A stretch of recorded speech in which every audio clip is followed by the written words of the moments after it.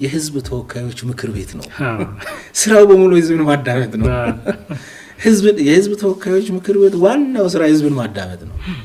ለምሳሌ አሁን ላነሳው ህዝብ ተወካዮች ምክር ቤት 4 ዋና ስራዎች አሉት።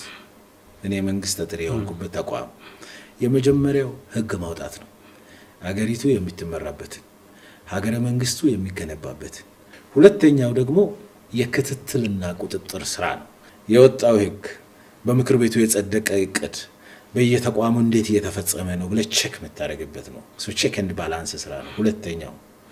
ሶስተኛው የምርጫ ክልል ውስጥ ከመረጠ ህዝብ ጋር በአመት 2 ጊዜ ተገናኝተህ የምታማክረው የምትነጋገርበት ነው። እነዚህ ስራዎች በሙሉ ከማን ጋር ይገናኛሉ? ከህዝብ ጋር ነው የሚገናኘው። የደስክ ስራ የለም ማለት ነው። ህዝብ ተወካዮች ምክር ቤት ለምሳሌ አሁን ህግ ማውጣት ነው አይደል? ህግ እንዴት መውጣት እንዳለበት የህግ ማውጣት ፕሮሲጀርስ እንደ ማኑዋልስ አሉ። እነዚህ ማኑዋልስ ራሱ የተለያዩ የማህበረሰብ ክፍሎች የተቹበትና የተስማሙበት ነው። አሁን ህግ ከመውጣቱ በፊት አንድ አካል ወይ አስፈጻሚው ወይ የሆነ አካል ህግን በጥናት ላይ ተመስርተው አንድ ህግ አዋጅ መነሻ ሐሳብ ያቀርባል። ይሄ መነሻ ሐሳብ መጀመሪያው የሚሄደው ፕሮፌሽናል ብቁ ነው አይደለም የሚባለው ነገር መላው በዚህ ዙሪያ ላይ ዕውቀት ያላቸው ዋና አካላት የህግን በአግባቡ ሊተነትኑ የሚችሉ ስኮላርስን ጨምሮ በዚህ ጉዳይ ላይ ይወያዩበታል። በጣም በሚገባ ከተወያየና ቢያንስ የመጀመሪያ ድራፍት ለመሆን በቅቷል ከተባለ ለካቢኔው ይቀርባል፣ ለአስፈጻሚው ይቀርባል።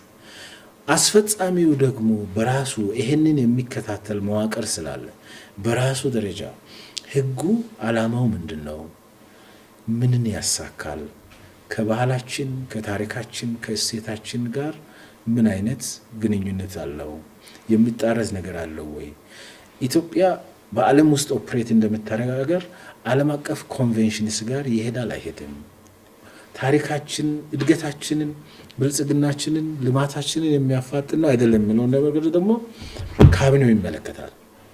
ካቢኔው ከተመለከተ በኋላ በእኛ ደረጃ ጥሩ ይመስላል፣ ይሄ በህዝብ ተወካዮች ምክር ቤት ታይቶ ይጽደቅ ብሎ ወዴት ይልካሉ? ወደ ህዝብ ተወካዮች ምክር ቤት ይልካሉ። የህዝብ ተወካዮች ምክር ቤት ደግሞ ይሄንን ብቻ የሚከታተል የራሱ ቋሚ ኮሚቴ አለው። ህዝብ ተወካዮች ምክር ቤት በነገር ላይ ሁሉንም ስራዎች የሚሰሩት በቋሚ ኮሚቴዎች ስታንዲንግ ኮሚቴ ነው የሚባሉት የትም ምክር ቤቶች ውስጥ በሌሎችም ዓለሞች እና በቋሚ ኮሚቴዎች ደረጃ ይመለከታል። ቋሚ ኮሚቴው ይሄንን ስራ ይዞ እስከ ሁሉም የምርጫ ክልል ይዞ ሊሄድ ይችላል። ለምሳሌ አሁን ባለፉት 5 ዓመታት ካወጣናቸው ህጎች ውስጥ በጣም ሴንሲቲቭ የሚባሉ ለምሳሌ ከፕሮፐርቲ ከንብረት ባለቤትነት ለምሳሌ የመሬት ባለቤትነት ጋር የተያያዙ ወዘተ እንደዚህ አይነት ህጎች እስከ ምርጫ ክልል ድረስ በመላው ኢትዮጵያ ላይ ምክክር ይደረጋል።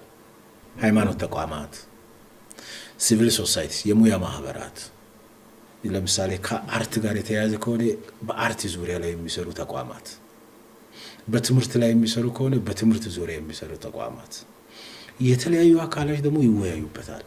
ይወያዩና መቅረት ነገር ካለ ያስቀራሉ፣ መቀየር ያለበት ነገር ያስቀይራሉ፣ እንድ መሻሻል ያለበት ነገር ያሻሽላሉ።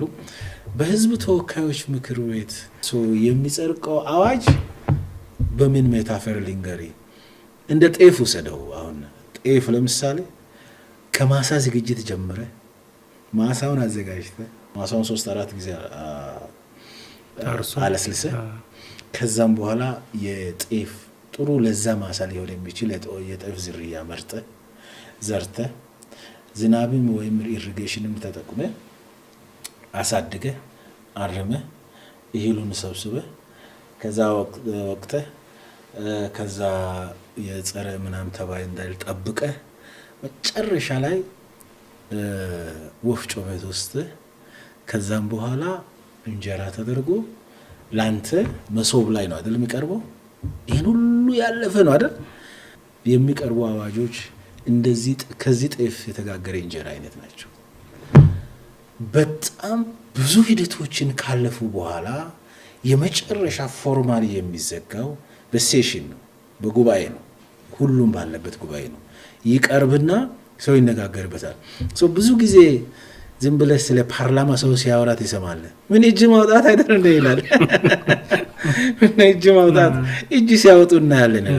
ከዛ በፊት እጅ የሚወጣባቸው ጉዳዮች ላይ ፍጭት፣ የሀሳብ ፍጭት ይካሄዳል። አንዳንድ ጊዜ ለምሳሌ ድሮፕ የምናደርጋቸው ህጎች አሉ፣ እዚህም አይቀርቡ። መጀመሪያ ሪሰርች ይሰራል፣ ሀሳብ ፍጭት ይካሄዳል፣ ይሻሻላል፣ ይቀየራል። በዚህ ሂደት ሁሉ ማንን ነው የሚሰማው ማለት ነው? ህዝብን ነው የሚሰማው። ይህን ሁሉ ሂደት አልፎ ከጸደቀ በኋላ ደግሞ አሁን ይህንን ህግ የማስፈጸም የማን ኃላፊነት ይሆናል?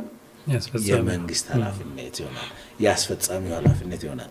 ያኔ አብረን በጋራ ያጸደቅነው ህግ ነው፣ በጋራ እናስፈጽም ትላለን። ስለዚህ በዛ ደረጃ ነው የክትትልና ቁጥጥር ስራ የሚባለው። ለምሳሌ ሰርቪስ ይሰጣል። ለምሳሌ ሰርቪስ ተቋማት ሆስፒታል ይሄዳል። የኛ ቋሚ ኮሚቴ አባላት ሆስፒታል ይሄድና ፔሸንት ሆስፒታል ውስጥ ተገልጋዩን በሽተኛ እንዴት እየታከመ እንዳለ አካሚውን ሐኪሙን ያነጋግራል፣ አመራሩን ያነጋግራል። ለምሳሌ አንዳንድ ጊዜ በሚዲያ አልፎ ታያቸዋል። አንድ ወቅት አሁን እንኳን ሪፎርም ተደርጎ በጣም ብዙ ለውጥ መጥቷል። አንድ ወቅት ጫጫታ ነበረ እዚህ ፓስፖርት የሚሰጥበት ተቋም አይደል የኢሚግሬሽን እና እዛ ይመጣል፣ ያነጋግራል። ሰው ማዘጋጃ ቤት ሄዶ የመሬት አስተዳደር ስርዓትን ቼክ ያደርጋል። ማንን ነው ኮሚኒኬት የሚያደርገው ማለት ነው? ህዝብን ነው ኮሚኒኬት። ሰው ግን እነዚህን ሂደቶች አያቸው። ሁለት ችግር አለው። አንዱ እዛ አጠቃላይ ጉዳዩን ኮሚኒኬት የምናደርግበት መንገድ ህዝብ እንዲያውቅ፣ ለዚህ ነው የፓርላማ ኢቲቪ ፓርላማ ቻናል የተቋቋመው። ለዚህ ነው የህዝብ ተወካዮች ምክር ቤት ስራው በሙሉ ህዝብ ማዳመጥ። ግን ማይንዲው ከዛ ላስትሊ ደግሞ መንግስት ይመራል አይመራም፣ አስተያየት ይወስዳል፣ ህዝብን ያሳትፋል፣ ተጠያቂ በሚሆን ቦታ ላይ አካውንተብል ይሆናል። ግን የመምራት ኃላፊነቱ የማን ነው? የመንግስት ነው። የምክር ቤቱ ብዙ ጊዜ የሚታየው ወይ ጠቅላይ ሚኒስትሩ በሚገኙበት ጊዜ ወይ በመክፈቻና በማጠቃለያው በተወሰኑ ትኩረት በሚስቡ ጉዳዮች ላይ ነው እንጂ ይህንን ሁሉ ዝርዝር ጉዳይ ብዙ ሰው አያውቅም። ፓርላማው በብዙ መንገድ ይታማል። አንዱ ይህንን ሁሉ ሂደት ባለማወቅም ሊሆን ይችላል። አንዳንዴ ደግሞ በነዛች በጣም በሚታዩባቸው 4-5 በአመት ትልልቅ ጉባኤዎች ላይ በሚደረጉ ነገሮች ፓርላማው ቀደም እንዳሉት ሁሉን ነገር የሚያጸድቅ፣ እንደውም ፓርላማ ገብቶ የማይጸድቅ ነገር የለም።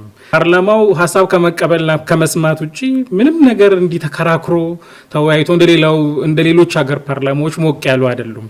የሌሎች ሀገር ፓርላማዎች ኃይለኛ ጭቅጭቅ፣ የሞቀ ክርክር እንሰማለን። አንዳንዶቹማ ተነስተው ሁሉም እስከ ቡጢ ድረስ እና እነዚህን ሐሳቦች እንዴት ነው የሚመለከቷቸው? ባለፉት 5 ዓመታት በትንሹ ለውጥ አመጣን ብለን ምናምነው ለምሳሌ ኢቲቪ ቻናልን ከመክፈታችን በፊት ቢያንስ ክርክሮችና ውይይቶችን በሶሻል ሚዲያ ክፍት እናደርጋለን፣ ላይቭ እናደርግ ነበር። ያኔ እንደውም እንዲህ ነው እንደሚያለሰው ብዙ ነው እንዲህ ነው እንደሚል ሰው እንዴ ይሄ ፓርላማ ጥርስ ያወጣ ነው እንዴ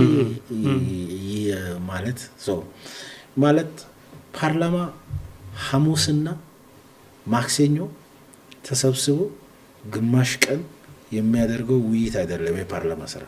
እሱ ቅድም እንዳልኩ የእንጀራው አይነት ስቶሪ ነው ያለው።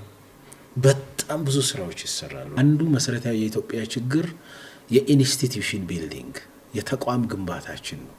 ተቋማት ማግኘት የሚገባቸውን ቦታና አቴንሽን አግኝተው በዛው ልክ ለሁሉ ኢትዮጵያውያን በሚሆን መልኩ ኢምፓርሻል ሆኖ ፕሮፌሽናሊዝምን ኢምብሬስ አድርጎ ተቋም አልተገነባም።